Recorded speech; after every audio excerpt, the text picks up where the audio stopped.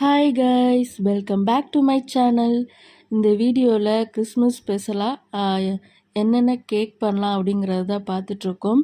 அதில் இன்றைக்கி என்ன கேக் அப்படின்னு பார்த்தீங்கன்னா, சாக்லேட் கேக், அதாவது கோகோ பவுட்ரு வச்சு எப்படி பண்ணுறது அப்படிங்கிறத பார்க்கலாம். இந்த கோகோ பவுட்ரு இல்லாமலே இந்த சாக்லேட் கேக் வந்து ரெடி பண்ணலாம். அது எப்படி ரெடி பண்ணலாம், அதுக்கு என்னென்ன இன்க்ரீடியன்ட் தேவை அப்படிங்கிறத வீடியோக்குள்ளே போய் பார்க்கலாம். இதுக்கு 2 முட்டை எடுத்து நான் நல்லா மிக்ஸ் பண்ணி எடுத்துக்கிறேன்.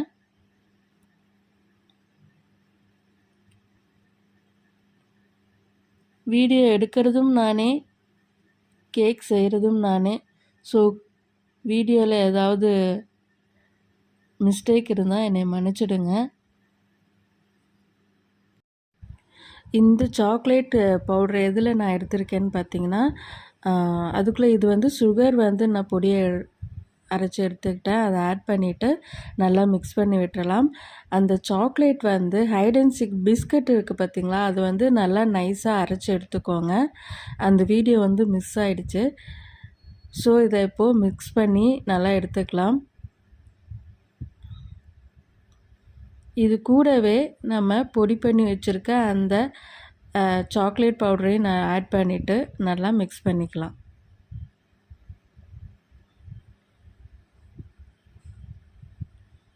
அடுத்ததாக சாக்லேட்டையும் நெய்யும் ஆட் பண்ணி நான் டபுள் பாயில் மெத்தடில் மெல்ட் பண்ணி எடுத்துக்கிறேன். இதை வந்து டைரெக்டாக நீங்கள் அடுப்பில் வச்சு பண்ணக்கூடாது. ஸோ மெல்ட் பண்ண சாக்லேட்டை இதில் ஆட் பண்ணி அதையும் நல்லா மிக்ஸ் பண்ணி எடுத்துக்கலாம். எல்லா கிறிஸ்மஸ்க்குமே நம்ம கடையில் தான் வாங்குவோம். ஸோ இந்த கிறிஸ்மஸ்க்கு டிஃப்ரெண்ட்டாக நம்ம வீட்டிலையே இந்த மாதிரி கேக் செய்து பார்க்கலாம். சிம்பிளான இன்க்ரீடியண்ட் தான், ரொம்பவே ஈஸியாக இருக்கும். ட்ரை பண்ணி பாருங்கள். இதை நல்லா மிக்ஸ் பண்ணி விட்டுறலாம்.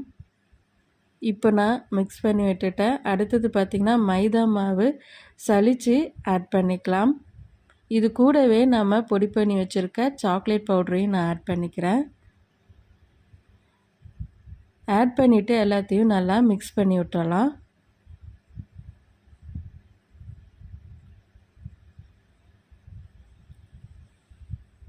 இதை மிக்ஸ் பண்ணதன் பிறகு பார்த்திங்கன்னா, எப்போவுமே சாக்லேட்டில் நம்ம டியூட்டி ஃப்ரூட்டி இந்த மாதிரி செர்ரி ஸ்வீட் ஐட்டம் போடுவோம். இப்போது இதில் நான் என்ன பண்ண போகிறேன் அப்படின்னு பார்த்திங்கன்னா, பாதாம் இருக்கு இல்லைங்களா, அதை வந்து பொடி பண்ணி தான் ஆட் பண்ணியிருக்கேன். அடுத்தது நம்ம பாயில் பண்ணுறதுக்கு அந்த கேக் பேனில் நெய் வந்து நான் அப்ளை பண்ணி வச்சுட்டேன் ஒட்டாமல் வர்றதுக்கு. ஸோ முன்னாடியே சொன்ன மாதிரி பாதாமை நல்லா பொடி பண்ணிவிட்டு அதையும் நான் மிக்ஸ் பண்ணி விட்டுறேன். இப்போது இதை கேக் பவுலில் ஆட் பண்ணிவிட்டு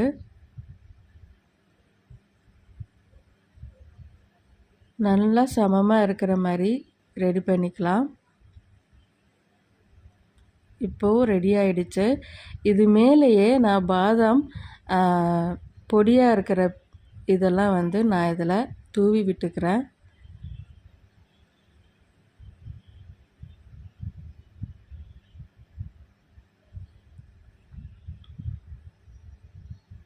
கண்டிப்பாக இதை ட்ரை பண்ணி பாருங்கள், ரொம்பவே டேஸ்டியாக இருந்தது.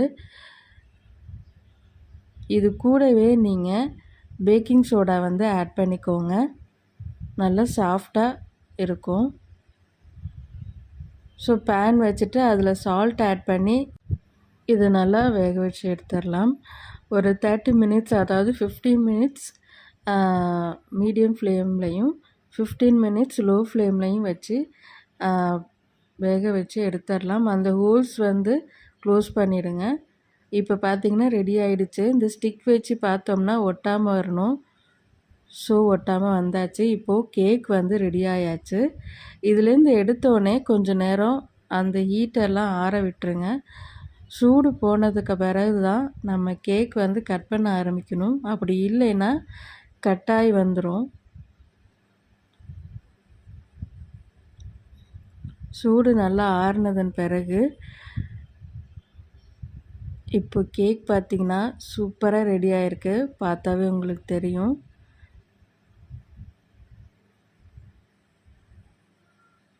நல்லா சாஃப்டாக இருக்குது.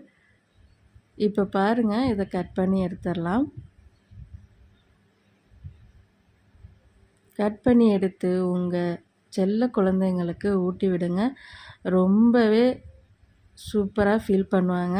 ஏன்னா நம்ம அம்மா நமக்காக செஞ்சு கொடுத்துருக்காங்க அப்படின்னு சொல்லி ரொம்ப விரும்பி சாப்பிடுவாங்க. ரொம்ப டேஸ்டியாக இருக்கும்.